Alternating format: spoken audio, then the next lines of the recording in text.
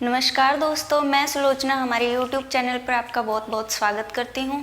आज से मैं आपके अकाउंट्स +2 अकाउंट्स की रेगुलर क्लासेस लगाऊंगी एंड आज हम जो टॉपिक करने वाले हैं वो टॉपिक उन स्टूडेंट्स के लिए बहुत बेनिफिशियल है जिन्होंने +1 में अकाउंट्स नहीं किया या फिर +1 में अकाउंट को इतने डीप तरीके से नहीं किया, उनको समझ नहीं आया या कोई भी अदर कारण हो सकता है। मतलब जिन्होंने +1 में अकाउंट्स को इतने डीप तरीके से नहीं किया है, आज का हमारा टॉपिक उनके लिए बहुत ही बेनिफिशियल है। तो आज हम अकाउंट्स के कुछ बेसिक टर्म्स, बेसिक चीज़ें सीखने वाले हैं। सबसे पहले हम जानते हैं अकाउंट्स। अकाउंट्स का मीनिंग क्या होता है? अकाउंट्स जिसको हम हिंदी में बोलते हैं लेखांकन। लेखांकन। अब लेखांकन का मीनिंग क्या होता है? लेखे करना। जैसे कोई भी व्यक्ति अपना बिजनेस चला रहा है तो वो अपने बिजनेस से जुड़ी हर एक बात को अपनी बुक्स में रिकॉर्ड करता है। अब बिजनेस से जुड़ी क्या क्या बातें हो सकती है?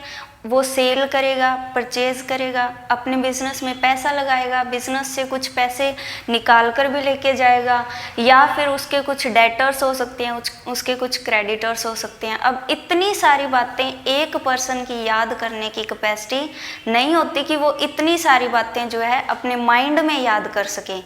तो वो क्या करता है? बुक्स बना लेता है। उन बुक्स में सारी ट्रांजैक्शन को रिकॉर्ड करता रहता है कि आज हमने इतनी सेल की है, इतनी परचेज की है, इतना हमने उधार विक्रय किया, इतना हमने उधार क्रय किया है। उसी को हम क्या बोलते हैं? अकाउंट्स बोलते हैं, यानी लेखांकन बोलते हैं। अब हम जानते हैं कितने टाइप्स का होता है। अकाउंट्स जो है 3 टाइप्स का होता है। फर्स्ट है personal account,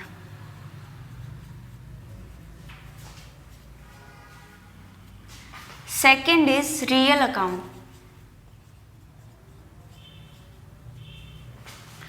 and third is nominal account. Nominal account. अब सबसे पहले हम बात करते हैं पर्सनल अकाउंट की। अकाउंट्स के 3 टाइप्स होते हैं, personal account, real account and nominal account. सबसे पहले हम जानते हैं पर्सनल अकाउंट क्या होता है। पर्सनल अकाउंट जिसको हिंदी में बोलते हैं हम व्यक्तिगत खाता। व्यक्तिगत खाता। व्यक्तिगत खाता क्या होता है? जिसमें हम किसी व्यक्ति से जुड़ी हुई चीज़ों को शामिल करते हैं। अब व्यक्ति से जुड़ी क्या क्या चीज़ें हो सकती है? व्यक्ति का नाम हो सकता है, व्यक्ति जिस व्यवसाय को कर रहा है, जिस फर्म को चला रहा है उस फर्म का नाम हो सकता है, उसके डेटर्स हो सकते हैं, देनदार हो सकते हैं, उसके क्रेडिटर्स हो सकते हैं, लेनदार, उसकी कैपिटल, उसकी ड्राइंग, इन सब को हम शामिल करते हैं पर्सनल अकाउंट के अंदर, व्यक्तिगत खाते के अंदर। अब व्यक्तिगत खाता भी आगे 3 प्रकार का होता है। First is natural personal account. Natural personal account. Natural personal account नाम से ही क्लियर है। नेचुरल मीन्स नेचर, मीन्स प्रकृति, यानी हमें प्रकृति से जो चीज़ें मिली हैं उसको हम कहाँ शामिल करेंगे? नेचुरल पर्सनल अकाउंट में। पर्सनल नाम है यानी व्यक्ति से जुड़ी हुई। अब व्यक्ति से जुड़ा हुआ नेचुरल अकाउंट के अंदर हम क्या शामिल करेंगे? एक व्यक्ति का नाम, व्यक्ति के देनदार, उसके लेनदार, उसकी कैपिटल, उसकी ड्राइंग। यानी व्यक्ति का नाम कुछ भी हो सकता है, मोहन, सोहन, राम, श्याम, कुछ भी, एनीथिंग, व्यक्ति का नाम। उसके बाद हम इसमें क्या शामिल करते हैं? Capital, capital account, drawing account, debtors and creditors. अब सबसे पहले हम बात करते हैं कैपिटल अकाउंट की। कैपिटल अकाउंट, कैपिटल का मीनिंग हमें क्लियर होना चाहिए कि कैपिटल अकाउंट होता क्या है। जब कोई भी व्यक्ति अपना बिजनेस स्टार्ट करता है, अपना व्यवसाय स्टार्ट करता है, तो वो अपने व्यवसाय को कैसे स्टार्ट करेगा? जब उसके पास पैसा होएगा तभी व्यवसाय स्टार्ट होगा। उस पैसे को ही हम बोलते हैं कैपिटल। यानी एक व्यक्ति अपना बिजनेस स्टार्ट कर रहा है पैसे लगाकर, तो जो पैसे उसने अपने बिजनेस में लगाए हैं उनको हम बोलते हैं कैपिटल। और कैपिटल अगर वो लगाएगा तो अपनी बुक्स में भी वो शो करेगा कि मैंने इस व्यवसाय को स्टार्ट किया है, इस बिजनेस को स्टार्ट किया है इतने पैसे लगाकर, तो उसको हम क्या बोलते हैं, कैपिटल अकाउंट। अब कैपिटल अकाउंट जो है नेचुरल पर्सनल अकाउंट है। क्यों? क्योंकि कैपिटल एक व्यक्ति ने लगाई है और व्यक्ति क्या है, नेचुरल पर्सनल अकाउंट है। तो इस पे रूल जो लागू होगा वो कौन सा होगा, पर्सनल अकाउंट का रूल। अब हम बात करते हैं ड्राइंग अकाउंट की कि ड्राइंग अकाउंट होता क्या है। देखो, जो व्यक्ति बिजनेस में पैसे लगाएगा, अगर उसको ज़रूरत है तो वो पैसे कहाँ से निकालेगा, अपने बिजनेस से निकाल के ले जाएगा। उसको बिजनेस से रिलेटेड अगर कोई ज़रूरत है तो भी वो पैसे बिजनेस से निकालेगा। अगर उसको पर्सनल यूज़ के लिए भी पैसे चाहिए तो भी वो अपने बिजनेस से पैसे निकाल सकता है। उसी को हम बोलते हैं ड्राइंग अकाउंट। वो अपने बिजनेस से, अपने व्यवसाय से जब पैसे निकाल कर अपने घर ले जाता है, अपने घर के यूज़ के लिए जब वो पैसे निकालता है, तो उसको हम क्या कहेंगे, ड्राइंग अकाउंट, जिसको हिंदी में हम बोलते हैं आहरण खाता। आहरण खाता। अब फॉर एग्जाम्पल, अगर वो अपने बिजनेस से कोई भी फेस्टिवल आता है, कोई भी त्यौहार आता है, तो वो घर पे उसकी सारी ज़रूरतें होती हैं। उसको घर पे मिठाइयाँ भी चाहिए, घर पे उसको अपने बीवी बच्चों के लिए कपड़े भी चाहिए। तो वो क्या करेगा, अपने बिजनेस से पैसे निकालेगा, उनसे अपने घर के लिए मिठाई भी लेगा, कपड़े भी लेगा। अब देखो, पैसे कहाँ से गए, बिजनेस से गए, लेकिन यूज़ कहाँ हुआ, उसके घर पे हुआ। अगर कपड़े हैं, कौन पहनेगा, उसके घर वाले पहनेंगे। मिठाई है, कौन खाएगा, उसके घर वाले खाएंगे। बिजनेस में इसका कोई यूज़ हुआ नहीं। तो इसको हम क्या बोलेंगे, ड्राइंग अकाउंट बोलेंगे। उसने पैसे बिजनेस से निकाले लेकिन अपने घर के यूज़ के लिए। अब पैसे जिसने निकाले हैं वो एक व्यक्ति है, और व्यक्ति को हमने कहाँ शामिल किया है, नेचुरल पर्सनल अकाउंट में। नेचुरल पर्सनल अकाउंट किसका एक पार्ट है, पर्सनल अकाउंट का। तो इस पे जो रूल लागू होगा वो पर्सनल अकाउंट का रूल होगा। उसके बाद हम बात करते हैं डेटर्स की, देनदार। हमने किसी को अगर पैसा उधार दिया है तो वो बंदा हमें पैसे देगा कभी भविष्य में, कभी इन फ्यूचर वो हमें हमारे पैसे वापस लौटाएगा। उसको हम कहते हैं डेटर्स, यानी देनदार, जिसमें हम पैसे मांग रहे होते हैं। तो देनदार जो है, डेटर जो है एक व्यक्ति, जिसको हमने पैसे उधार दिए हैं वो एक व्यक्ति है, और व्यक्ति को हमने कहाँ शामिल किया है, नेचुरल पर्सनल अकाउंट में। और नेचुरल पर्सनल अकाउंट किसका एक पार्ट है, पर्सनल अकाउंट का। तो इस पे जो रूल लागू होगा वो पर्सनल अकाउंट का रूल होगा। उसके बाद हम बात करते हैं क्रेडिटर्स की, यानी लेनदार। अगर हमने किसी से पैसे उधार लिए हैं, कोई बंदा हमसे पैसे मांगता है, इन फ्यूचर हमें वो पैसे लौटाने पड़ेंगे, तो उसको हम क्या बोलेंगे, क्रेडिटर्स, यानी जिससे हमने पैसे उधार लिए हैं उसको हम बोलते हैं क्रेडिटर्स। और जिससे पैसे उधार लेंगे वो भी एक व्यक्ति होगा, और व्यक्ति को हम कहाँ शामिल करेंगे, नेचुरल पर्सनल अकाउंट में। उसके बाद इसका सेकंड पार्ट आता है artificial personal account. Artificial personal account. Natural personal account means प्राकृतिक व्यक्तिगत खाता। आर्टिफिशियल पर्सनल अकाउंट मतलब कृत्रिम व्यक्तिगत खाता। प्राकृतिक के अंदर हमने क्या किया था, सभी कैपिटल, ड्राइंग, डेटर्स, क्रेडिटर्स, यानी एक व्यक्ति को शामिल किया था, एक व्यक्ति के नाम को शामिल किया था। आर्टिफिशियल में हम क्या शामिल करेंगे, व्यक्ति ने जो आगे चीज़ें बनाई है, व्यक्ति ने क्या बनाई है, फर्म बनाई है, कंपनी बनाई है, पार्टनरशिप फर्म बनाई है, सोल प्रोप्राइटरशिप यानी एकाकी व्यापार बनाया है, बैंक बनाया है। ये सारे क्या हैं, हमारे आर्टिफिशियल पर्सनल अकाउंट। यानी आर्टिफिशियल पर्सनल अकाउंट में हम वो चीज़ें शामिल करेंगे, वो सारी फर्म, सारी कंपनीज के नाम को शामिल करेंगे जो एक व्यक्ति ने या व्यक्तियों के समूह ने मिलकर बनाए हैं। तो इसके अंदर हम शामिल करते हैं फर्म का नाम, कंपनी का नाम,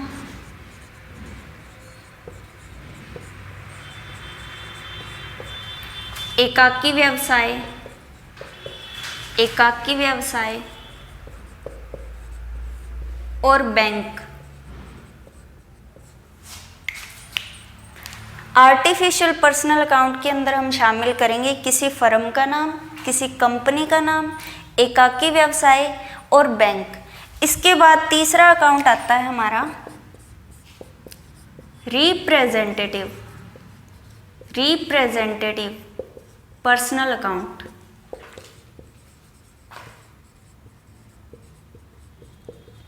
रिप्रेजेंटेटिव पर्सनल अकाउंट के अंदर हमें एक ही बात ध्यान में रखनी है, अगर किसी एक्सपेंस या किसी इनकम के आगे आउटस्टैंडिंग नाम लिखा आ जाए या प्रीपेड नाम लिखा आ जाए, आउटस्टैंडिंग या प्रीपेड, जैसे सैलरी आउटस्टैंडिंग है, आउटस्टैंडिंग का मीनिंग क्या होता है? बकाया। हमने पिछले महीने की सैलरी इस महीने तक नहीं दी, तो पिछले महीने की सैलरी जो है वो बकाया है, आउटस्टैंडिंग है, उसको हम कहाँ शामिल करेंगे? रिप्रेजेंटेटिव पर्सनल अकाउंट के अंदर। प्रीपेड का मीनिंग होता है पूर्वदत्त।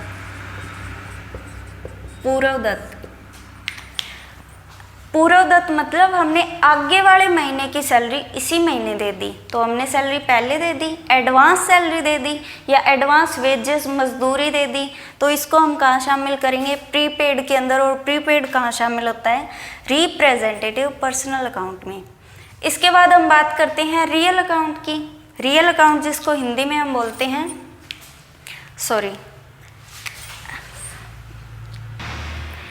अब इसमें हम पर्सनल अकाउंट का रूल करते हैं कि पर्सनल अकाउंट का रूल क्या कहता है, हमें किस अकाउंट को डेबिट करना चाहिए, किस अकाउंट को क्रेडिट करना चाहिए। तो पर्सनल अकाउंट का रूल कहता है debit the receiver and credit the giver. Receiver कौन होता है? प्राप्त करने वाला। यानी अगर किसी को कुछ प्राप्त हो रहा है, प्राप्त करने वाले को हम कहाँ करेंगे? डेबिट। और क्रेडिट द गिवर मतलब कुछ देने वाला, कुछ त्याग करने वाला, तो उसको हम कहाँ करेंगे? Credit. For example,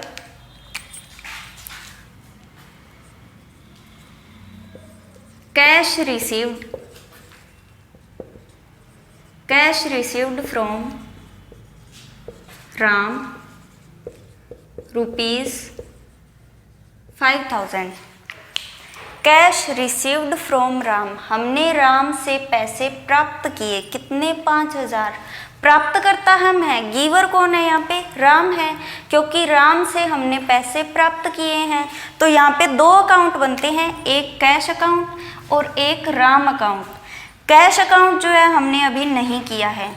Ram account personal account है, राम कोई व्यक्ति है, व्यक्ति का नाम है, उसको हम कहाँ शामिल करेंगे? पर्सनल अकाउंट में शामिल करेंगे।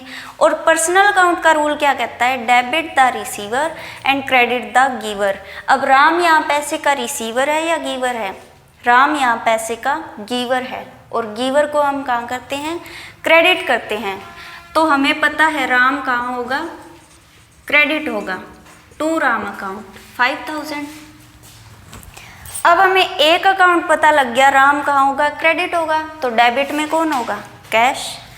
तो एंट्री होगी cash account debit to Ram account ₹5,000। ये तो थी क्रेडिट द गिवर के रूल पे अप्लाई होने वाली एंट्री।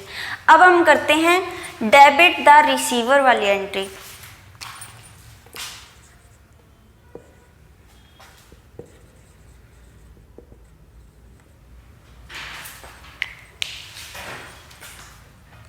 अब हम करते हैं डेबिट द रिसीवर की entry. For example, cash paid to Ram ₹10,000। Cash pay किया किसको? राम को। यहाँ दो अकाउंट बनते हैं, एक कैश अकाउंट एंड एक राम अकाउंट। कैश अभी हमने नहीं किया है, एंड राम क्या है? एक व्यक्ति का नाम है, और व्यक्ति के नाम को हम कहाँ शामिल करेंगे? पर्सनल अकाउंट में। Cash paid to Ram, Ram को रुपीस जो है रिसीव हुए हैं, वो रुपीस का रिसीवर है, 10,000 उसको मिले हैं, यानी वो रिसीवर है, और रिसीवर को हम कहाँ करेंगे? डेबिट करेंगे। एंट्री होगी राम अकाउंट डेबिट 10,000। अब एक अकाउंट को हमने डेबिट कर दिया तो दूसरा अकाउंट कहाँ होगा? क्रेडिट, यानी कैश अकाउंट कहाँ होगा? Credit to cash account ₹10,000। ये था हमारा पर्सनल अकाउंट। पर्सनल अकाउंट के 3 पार्ट थे, natural personal account, artificial personal account and representative personal account. इसका रूल क्या कहता है? Debit the receiver and credit the giver. अब हम बात करते हैं रियल अकाउंट की। रियल अकाउंट जिसको हम हिंदी में बोलते हैं वास्तविक खाता। वास्तविक खाता। रियल अकाउंट में हम उन चीज़ों को शामिल करेंगे जिनको हम मुद्रा में माप सकते हैं, इन टर्म्स ऑफ मनी जिनको हम माप सकते हैं, जिनका हम प्राइस तय कर सकते हैं कि ये चीज़ इतने की होगी इन कैश, तो उसको हम कहाँ शामिल करेंगे? रियल अकाउंट में। अगर सिंपल वे में कहें तो इसमें सारी एसेट्स शामिल होंगी, ऑल एसेट्स। एसेट्स हमारी बहुत सारी होती हैं, land, building, furniture, fixture, debtors, trade receivables, stock, ये सारी हमारी एसेट्स होती हैं और इन सभी एसेट्स को हम कहाँ शामिल करेंगे? रियल अकाउंट में। अब रियल अकाउंट का रूल क्या कहता है? Debit what comes in and credit what goes out. Debit what comes in and credit what goes out. जो चीज़, जो एसेट्स हमारी बिजनेस में आई है, कम्स इन, जो बिजनेस में आया है उसको हम कहाँ करेंगे? डेबिट। और क्रेडिट व्हाट गोज आउट, जो चीज़, जो एसेट्स हमारी बिजनेस से बाहर जा रही है तो उसको हम कहाँ करेंगे? क्रेडिट करेंगे। For example, furniture purchased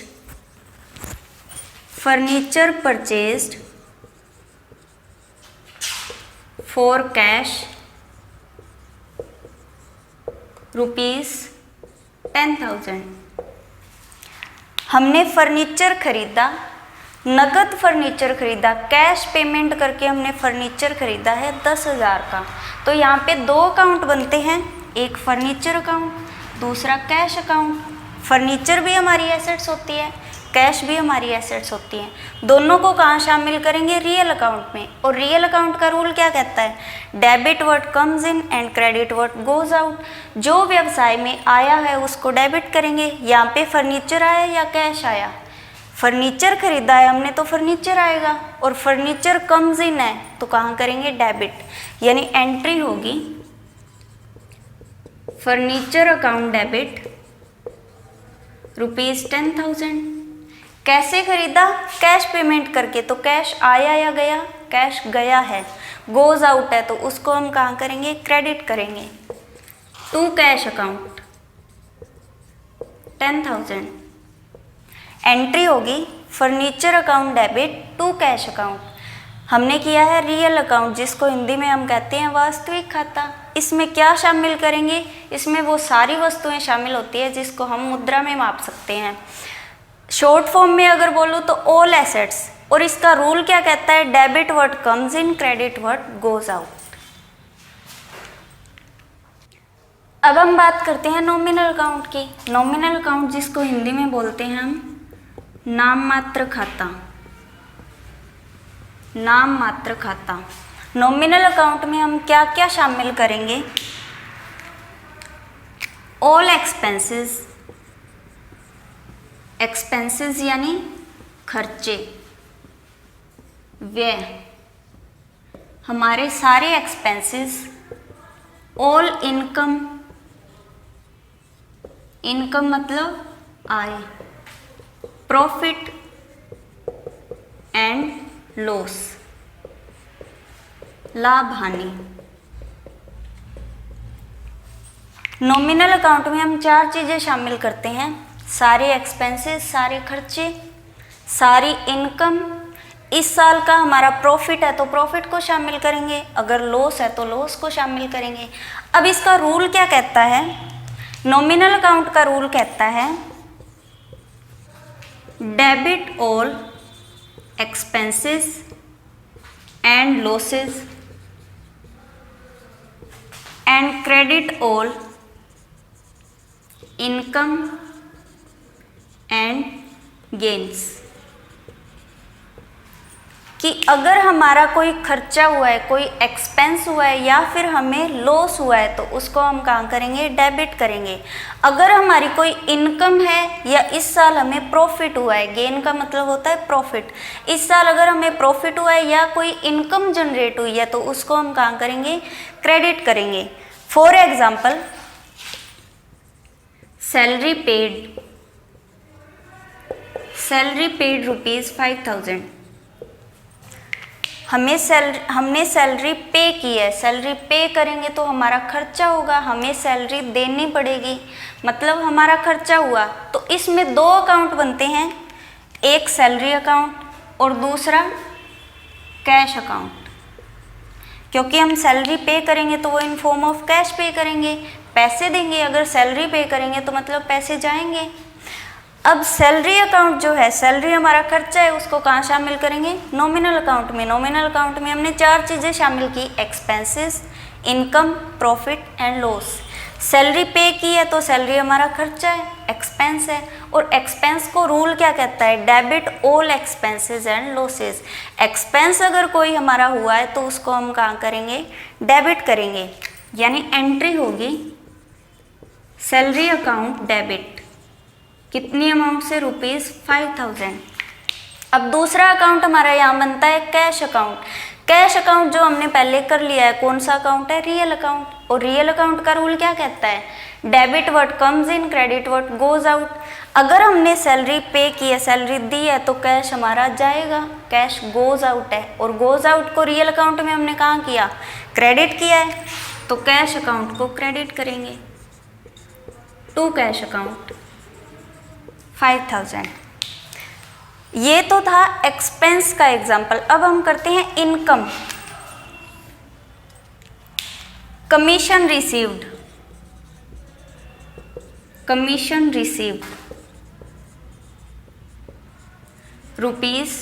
₹3,000।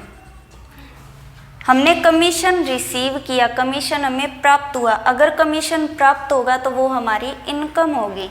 और कमीशन कैसे प्राप्त हुआ, इन फॉर्म ऑफ कैश प्राप्त हुआ, हमें पैसे मिले।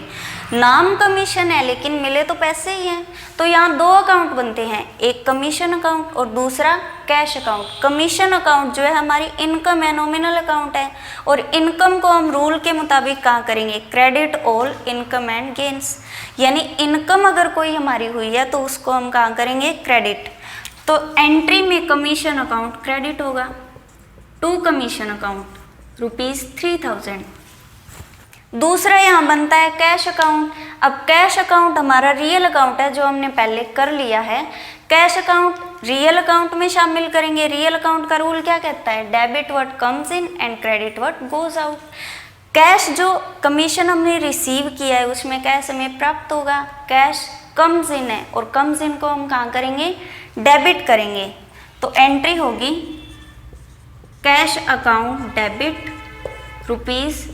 ₹3,000 टू कमीशन अकाउंट ₹3,000।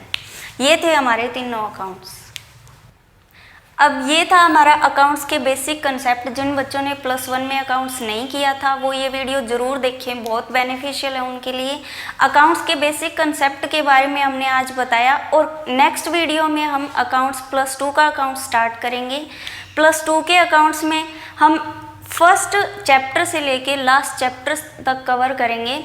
इसी के साथ अगर आपको हमारी वीडियो पसंद आई है तो हमारे चैनल को सब्सक्राइब कीजिए, हमारी वीडियो को लाइक कीजिए एंड कमेंट कीजिए। Thank you.